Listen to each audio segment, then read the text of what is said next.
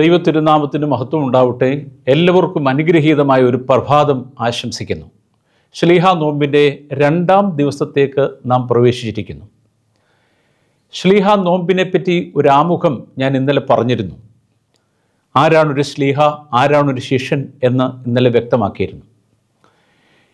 ഇപ്പോൾ നമ്മൾ മനസ്സിലാക്കാൻ പോകുന്നത് ശ്ലീഹന്മാർ എന്താണ് ചെയ്തത്, അവരുടെ കാലടികൾ പിന്തുടർന്ന് നാം എന്താണ് അനുവർത്തിക്കുന്നത് എന്നുള്ളതാണ്.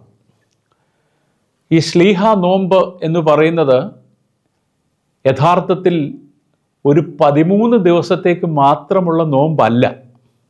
നമ്മൾ മനസ്സിലാക്കിയിരിക്കുന്ന 13 ദിവസം ആണെന്നാണ്. എന്നാൽ പല ഓർത്തഡോക്സ് സഭകളിലും പെന്തിക്കോസ്തിക്ക് ശേഷം വരുന്ന 2-ാം തിങ്കളാഴ്ച ആരംഭിച്ച് പത്രോസ് പൗലോസ് ശ്ലീഹന്മാരുടെ പെരുന്നാളിൽ അവസാനിക്കുന്ന തരത്തിലാണ് പല ഓർത്തഡോക്സ് സഭകളിലും ഈ നോമ്പ് ആചരിക്കുന്നത്. എന്ന് പറഞ്ഞാൽ ഈ വർഷം എത്യോപ്യൻ സഭയിലും പറ്റി 23 ദിവസമാണ് ഈ നോയമ്പ്. ചില സമയങ്ങളിൽ 40 ദിവസം വരെ ആവാം. അത് ഈ പെന്തിക്കോസ്തിയുടെ ഡേറ്റ് മാറുന്നതനുസരിച്ച് അങ്ങോട്ടും ഇങ്ങോട്ടും വ്യത്യാസം വരും. അതുകൊണ്ട് ഇത് കൃത്യമായിട്ട് 13 ആണ് എന്ന് നമുക്കങ്ങ് കൃത്യമായിട്ട് പറയാൻ പറ്റുകയില്ല. നമ്മളിപ്പോൾ സാധാരണ ചെയ്യുന്നത് ഓരോ ദിവസവും ഓരോ ശ്ലീഹായിക്ക് വേണ്ടി മാറ്റിവെച്ച് അതിൻ്റെ ധ്യാനങ്ങൾ നടത്തുന്നത്. അത് നല്ലതാണ്, അതിനകത്ത് അർത്ഥഭ്രംശമൊന്നുമില്ല. പക്ഷേ യഥാർത്ഥത്തിൽ അങ്ങനെയല്ല. ഇത് പെന്തിക്കോസ്തിക്ക് ശേഷം 2-ാം മൺഡേയിൽ ആരംഭിച്ച് പത്രോസ് പൗലോസ് ശ്ലീഹന്മാരുടെ ഓർമ്മ ദിനത്തിൽ ജൂൺ 29 അവസാനിക്കുന്ന തരത്തിലാണ് അതിൻ്റെ ക്രമീകരണം. എന്നാൽ അവിടെയുമല്ല, അതിൻ്റെ പൂർത്തീകരണം എന്ന് പറയുന്നത് 12 ശ്ലീഹന്മാരുടെ ഓർമ്മ ദിവസമായ ജൂൺ 30-നാണ്. ജൂൺ 30 വരെ യഥാർത്ഥത്തിൽ ഈ നോയമ്പ്. 29-ാം തീയതി ഈ ശ്ലീഹന്മാരുടെ ഓർമ്മ ദിവസം വരുന്നത് കൊണ്ട് അന്നൊരു പെരുന്നാളായതുകൊണ്ട് അന്ന് നോമ്പില്ലെന്നുള്ളതേ ഉള്ളൂ. യഥാർത്ഥത്തിൽ ഇതിൻ്റെ കൺക്ലൂഷൻ എന്ന് പറയുന്നത് ശ്ലീഹന്മാരുടെ ഓർമ്മ നടത്തുന്ന 12 ശ്ലീഹന്മാരുടെ ഓർമ്മ നടത്തുന്ന ജൂൺ മാസം 30-ാം തീയതി ആണ്. അപ്പോൾ ഇവിടെ നമ്മൾ ചിന്തിക്കേണ്ട ഒരു വിഷയം, ശ്ലീഹന്മാർ പ്രാർത്ഥിച്ചിരുന്നുവോ നോമ്പ് അനുഷ്ഠിച്ചിരുന്നുവോ എന്നുള്ളത് ഇന്നത്തെ ചിന്താ വിഷയമായിട്ട് ഞാൻ അത് മാത്രമേ വയ്ക്കുന്നുള്ളൂ. ഈ പറയുന്ന 12 ശ്ലീഹന്മാർ നോയമ്പ് നോറ്റിരുന്നവരാണോ? ഇപ്പോൾ ഓർത്തഡോക്സുകാരൊക്കെ നോയമ്പ് നോക്കുമ്പോൾ സാധാരണഗതിയിൽ പലരും കുറ്റം പറയാറുണ്ട്. അവരിങ്ങനെ നോയമ്പൊക്കെ അനുഷ്ഠിച്ച് ഇറച്ചി മീനും മുട്ടയൊക്കെ മാറ്റി വെച്ച് ഇങ്ങനെ പോകുന്ന ഒരു ആചാര ക്രിസ്ത്യാനികളാണ്. എന്നാൽ ഈ ശ്ലീഹന്മാർ നോയമ്പ് നോക്കിയിരുന്നോ എന്ന് നമുക്കൊന്ന് നോക്കേണ്ട ആവശ്യമുണ്ടല്ലോ. നമുക്ക് ചില വേദഭാഗങ്ങൾ വായിക്കാം. അതിലാദ്യം നമ്മുടെ കർത്താവാണ് പറയുന്നത് എപ്പോഴാണ് നിങ്ങൾ ഉപവാസം ആരംഭിക്കേണ്ടത് അല്ലെങ്കിൽ നോയമ്പ് ആരംഭിക്കേണ്ടതെന്ന് പറയുന്നുണ്ട്. മത്തായിയുടെ സുവിശേഷം 9-ാം അധ്യായം 15-ാം വാക്യത്തിൽ പറയുന്നു, മണവാളൻ കൂടെയുള്ളപ്പോൾ തോഴ്മക്കാർക്ക് ഉപവസിക്കേണ്ട ആവശ്യമില്ല, മണവാളൻ പിരിയുന്നൊരു സമയം വരും, അന്ന് അവർ ഉപവസിക്കും എന്ന് വിശുദ്ധ മത്തായിയുടെ സുവിശേഷം 9-ാം അധ്യായം 15-ാം വാക്യത്തിൽ പറയുന്നുണ്ട്.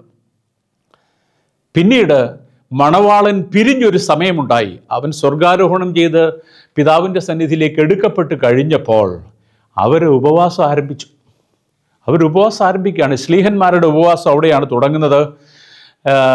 അപ്പോസ്തല പ്രവൃത്തികൾ 13-ാം അധ്യായം 2-3 വാക്യങ്ങളിൽ അപ്പോസ്തലന്മാർ ഒരുമിച്ച്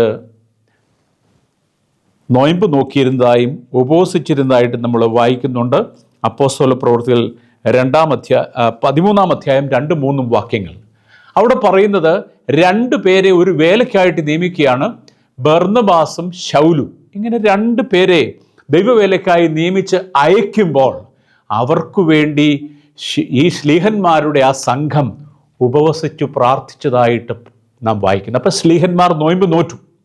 ശ്ലീഹന്മാരുടെ നോമ്പിനെ പറ്റി നമ്മൾ ആലോചിക്കുമ്പോൾ ആദ്യം ചിന്തിക്കേണ്ട കാര്യം ഇതാണ്, ഈ 12 ശ്ലീഹന്മാർ നോമ്പ് നോക്കിയിരുന്നുവോ എന്നാണ്. ഇതാണ് ഒന്നാമത്തെ ഇൻസ്റ്റൻസ്.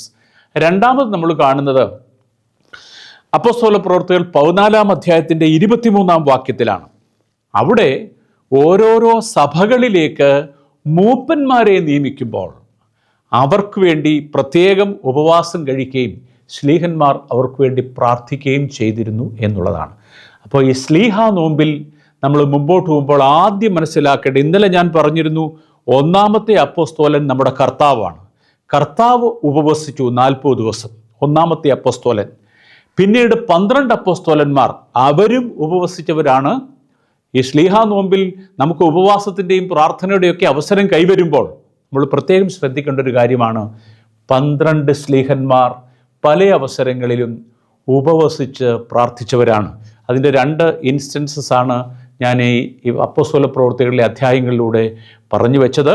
ഈ ശ്ലീഹന്മാരുടെ പ്രാർത്ഥന, അവരുടെ ഉപവാസം, അതിൻ്റെ ചുവട് പിടിച്ചുകൊണ്ടാണ് പിന്നീട് ആദിമസഭയിൽ ഇത്തരം നോമ്പുകൾ ഉണ്ടായി വന്നത് എന്നുള്ളത് നാം മനസ്സിലാക്കിയിരിക്കുക.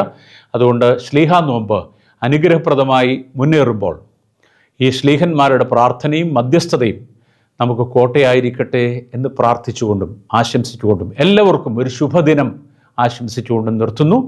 ദൈവം അനുഗ്രഹിക്കട്ടെ.